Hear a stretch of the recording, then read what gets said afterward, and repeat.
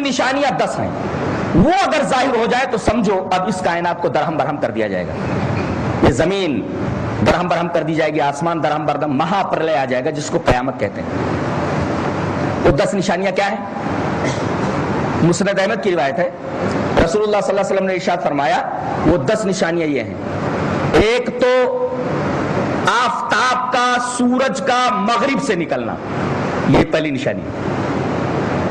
لوگ جب سو کر اٹھیں گے انتظار میں رہیں گے کہ مشرق سے سورج نکلے، لیکن اس دن سورج مشرق سے نہ نکل کر کے مغرب سے نکلے گا، اور جیسے ہی مغرب سے نکلے گا توبہ کا دروازہ بند ہو جائے گا، توبہ کا دروازہ بند ہو جائے گا۔ اور چاشت کے وقت، یہ کوئی سورج جب چڑھ آئے گا مغرب سے، تب یہ دابۃ الارض نکلے گا، یہ زمین کا چوپایا۔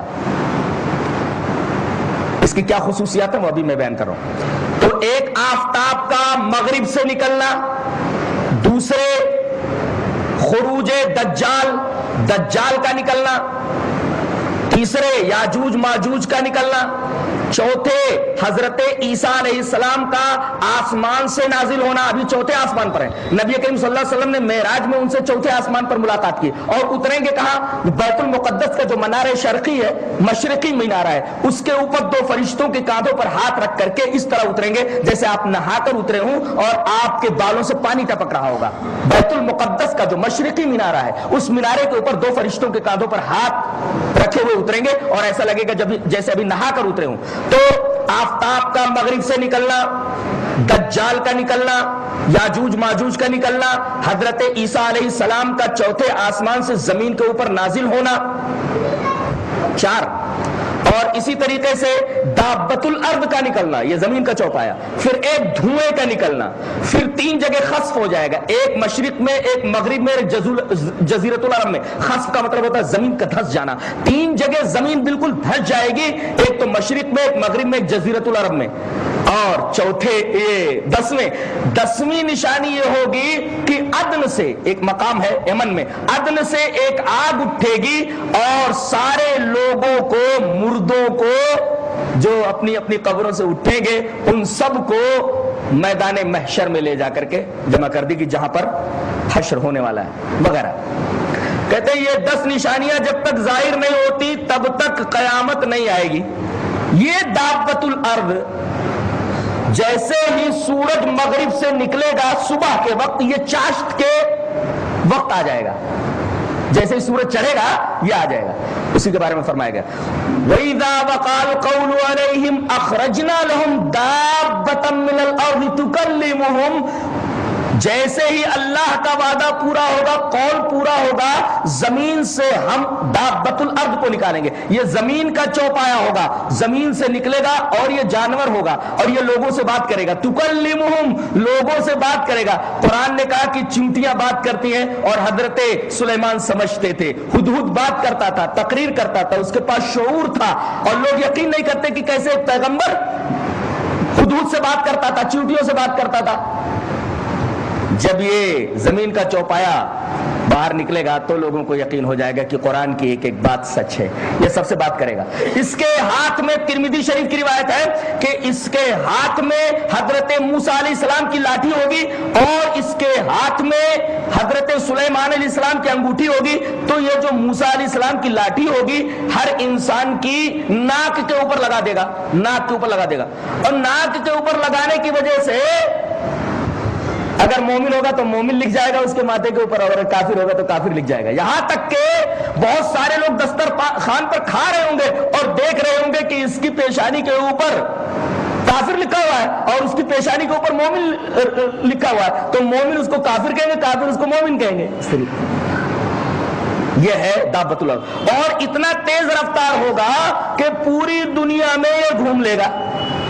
رہا دجال کا معاملہ، تو دجال کے بارے میں فرمایا گیا کہ یہ جب نازل ہوگا، یہ جب آئے گا تو یہ دنیا کو گمراہ کرے گا، جنت دکھائے گا حالانکہ وہ جہنم ہوگی، جہنم دکھائے گا حالانکہ وہ جنت ہوگی، اور اس کے ماتھے کے اوپر کافر لکھا ہوگا، کافر لکھا ہوا ہوگا، اور یہ حکم دے گا تو بادل آسمان سے پانی برسائے گا, مردوں کو زندہ کر دے گا. کچھ لوگ آئیں گے کہ ہم تجھ کو معبود مان لیں گے, ہمارے دادا کو زندہ کر دے, ہمارے باپ کو زندہ کر دے, ہماری بہن کو زندہ کر دے. وہ زندہ کر کے بتائے گا. ایک آدمی کو قتل کر دے گا, پھر دوبارہ زندہ کر دے گا.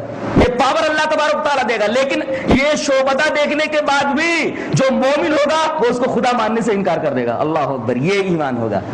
آج تو لوگ چند خرق عادت چیز دیکھ لیتے, کوئی کرامت دیکھ لیتے, اس کی پوجا شروع کر دیتے. یہاں جو ایمان والا ہوتا ہے اتنا سب کچھ دیکھنے کے بعد بھی دجال کو اپنا معبود ماننے پر تیار نہیں ہوگا. اور اس کے بعد حضرت عیسیٰ علیہ السلام نازل ہوں گے دجال کے بعد, اور یہی دجال کو ماریں گے. دجال کتنے دنوں تک رہے گا؟ دجال 40 رہے گا, ایسا حدیث میں 40 رہے گا. یہ 40 دن مراد ہے یا 40 ماہ؟ کچھ لوگ کہتے ہیں کہ یہ 40 دن رہے گا, کچھ لوگ کہتے ہیں 40 مہینے رہے گا. لیکن ارجح قول یہ ہے کہ 40 دن رہے گا. ایک دن جس دن یہ آئے گا, پہلا دن 1 سال کے برابر ہوگا, دوسرا دن 1 مہینے کے برابر ہوگا, تیسرا دن 1 ہفتے کے برابر ہوگا. اس کے بعد جتنے دن رہے گا وہ جیسے پہلے دن ہوتے ہیں 12 گھنٹے کے, اسی طریقے سے وہ دن ہوں گے. اس کے بعد حضرت عیسیٰ علیہ السلام اس دجال کو قتل کریں گے. تو یہاں یہ تذکرہ ہے دابۃ الارض کا. یہ سورج کے مغرب سے نکلنے کے بعد چاشت کے وقت نکلے گا, اسی کا تذکرہ اس آیت میں ہے. وَإِذَا وَقَعَ الْقَوْلُ عَلَيْهِمْ أَخْرَجْنَا لَهُمْ دَابَّةً مِّنَ الْأَرْضِ تُكَلِّمُهُمْ, وہ زمین سے جانور نکلے گا اور لوگوں سے بات کرے گا. اور یہ قرب قیامت میں ہوگا, قیامت کے بالکل قریب. اس کے بعد بتایا گیا کہ سور 3 قسم کا ہوگا. پہلا سور جب پھونکا جائے گا تو لوگ گھبرا جائیں گے, اس کو کہتے ہیں نفخہ صعق. گھبرا جائیں گے, ارے یہ کیا ہو رہا ہے, اتنی خوفناک آواز رہے گی سور کی. اور جب سے اللہ تبارک و تعالیٰ نے اس فرشتے کو بنایا ہے جس کا نام اسرافیل ہے, یہ سور کو اپنے منہ میں لگائے ہوئے الرٹ کھڑا ہوا ہے, اللہ کے حکم کا منتظر ہے. اور جیسے اللہ حکم دے گا یہ سور میں پھونک ڈال دے گا. فَإِذَا نُقِرَ فِي النَّاقُورِ فَذَلِكَ يَوْمَئِذٍ يَوْمٌ عَسِيرٌ, بہت ہی سخت دن ہوگا وہ. تو پہلا سور جب پھونکا جائے گا تو لوگ گھبرا جائیں گے. دوسرا سور ہوگا, یہ نفخہ صعق ہوگا, صاد عین قاف, نفخہ صعق, اس کا تذکرہ یہاں ہے. اور دوسرا سور ہوگا کہ لوگ مر جائیں گے, یہ ہے نفخہ موت. نفخہ موت دوسرا سور جب پھونکا گا یہ سارے لوگ مر جائیں گے. اور تیسرا سور جب پھونکا جائے گا تو ہوگا نفخہ بعث. جتنے لوگ مر چکے ہوں گے وہ سب اٹھ کر کھڑے ہو جائیں گے اور قبروں سے لوگ نکل کر کے محشر کے میدان کی طرف بھاگیں گے. اور تعداد اتنی ہوگی, کتنے لوگ پیدا ہوتے ہیں, کتنے لوگ مر گئے جب سے آدم علیہ السلام اس زمین کے اوپر آئے, ان کی کتنی اولادیں مر گئی, کتنی مر رہی ہیں, کتنے مریں گے اور قیامت تک آئیں گے اور مریں گے, کتنے لوگ اٹھیں گے. قرآن حکیم نے فرمایا کہ بالکل جیسے ٹڈیاں ہوتی ہیں, کأنہم جراد منتشر, پھیلی ہوئی ٹڈیاں. ہم لوگوں نے تو دیکھا نہیں, ہمارے بوڑھوں نے دیکھا ہوگا. اب تو گاؤں چھوڑ کر کے ادھر ہی آ گئے بیچارے وہ بیماریاں لینے کے لیے. تو گاؤں میں ہمارے بوڑھوں نے دیکھا ہوگا, اور بتاتے ہیں وہ کہ جب ٹڈیاں آتی تھی ایک تو پیداوار بہت کم ہوتی تھی, لیکن اس پیداوار کے اوپر بھی آداب بن کے مسلط ہو جاتی تھی.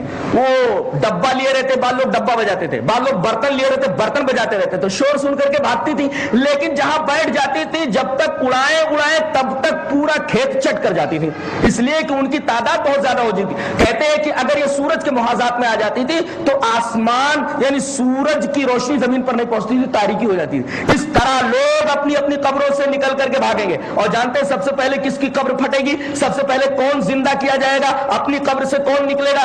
مسلم شریف کی روایت ہے, نبی کریم صلی اللہ علیہ وسلم نے ارشاد فرمایا وَأَوَّلُ مَن يَنشَقُّ عَنْهُ الْقَبْرُ, سب سے پہلے میری قبر پھٹے گی, سب سے پہلے میں زندہ کیا جاؤں گا, اور سب سے پہلے میں اپنی قبر سے نکلوں گا. جناب محمد الرسول اللہ صلی اللہ علیہ وسلم سب سے پہلے اپنی قبر سے نکلیں گے. درود شریف پڑھ لیجیے.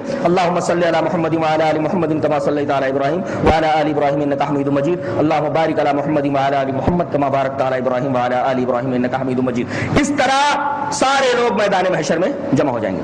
تو سور 3 مرتبہ پھونکا جائے گا, ایک نفخہ صعق لوگ گھبرا جائیں گے, ایک نفخہ موت سارے لوگ مر جائیں گے, ایک نفخہ بعث یعنی تمام مرے ہوئے لوگوں کو اٹھا کر کے میدان محشر میں جمع کر دیا جائے گا.